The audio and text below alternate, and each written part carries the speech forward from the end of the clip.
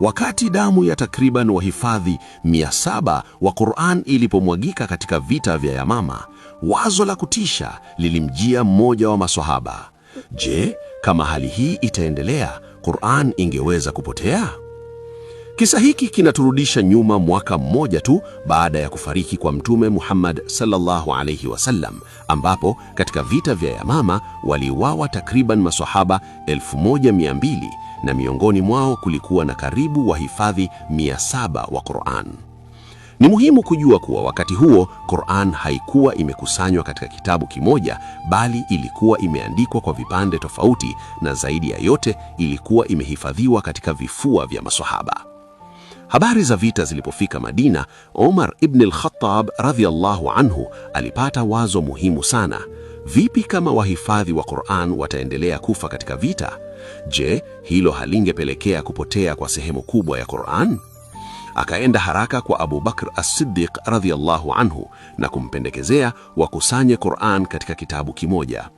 Mwanzoni Abu Bakr alisita na kusema, ninawezaje kufanya jambo ambalo Mtume sallallahu alayhi wasallam hakulifanya?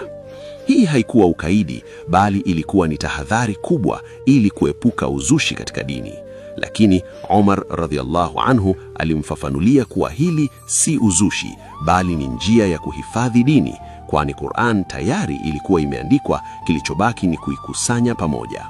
Hatimaye moyo wa Abu Bakr ulitulia na akamchagua Zaid ibn Thabit radhiyallahu anhu kwa jukumu hilo, ambaye alikuwa miongoni mwa waandishi wa wahi na alikuwa akiandika Qur'an mbele ya Mtume sallallahu alayhi wasallam, na pia alikuwa muhifadhi wake. Zaid alifuata njia makini sana. Aliweka masharti mawili kwa kila aya. Kwanza, lazima iwe imeandikwa wakati wa Mtume sallallahu alayhi wasallam, si nakala mpya kutoka kwa mtu binafsi.